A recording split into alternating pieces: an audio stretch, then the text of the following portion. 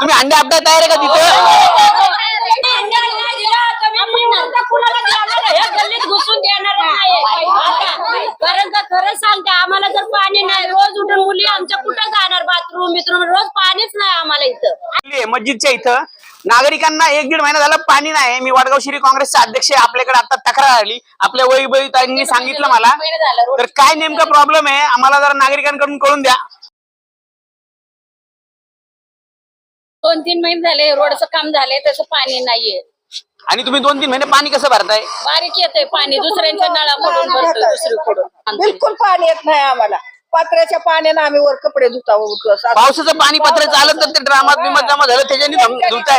तुम्ही बघू शकता की नागरिकांची काय परिस्थिती आहे शांतीनगर मध्ये. पाण्याचा खूपच प्रॉब्लेम झालेला आहे. आम्ही सगळ्यांना सांगून झालेला आहे, पण शेवटी आम्हाला सचिन भाऊंचा सल्ला घ्यावा वाटला म्हणून आम्ही त्यांना सांगितलं. पण आम्ही आता ह्याच्या पुढे जर आम्हाला पाणी आलं नाही तर आम्ही खूप ह्याच्या पुढे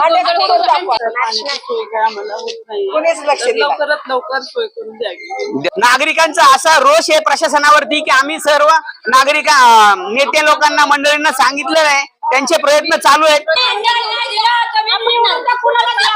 गल्लीत घुसून देणार नाही. कारण का खरंच सांगते, आम्हाला जर पाणी नाही, रोज उठून मुली आमच्या कुठं जाणार बाथरूम बिथरूम, रोज पाणीच नाही आम्हाला इथं.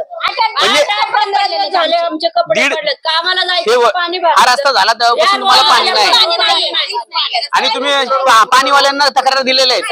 तरी सुद्धा प्रशासनाला पाणी पुरवठा विभाग पुणे महानगरपालिका यांना सांगू इच्छितो की सर्व नागरिक जर त्यांना पाणी नाही मिळालं तर हे आंदोलनाला तुमच्या समोर येतील आणि तुमच्या समोर अंडे आपटतील. तुम्ही अंडे आपटायला तयार आहे का तिथे?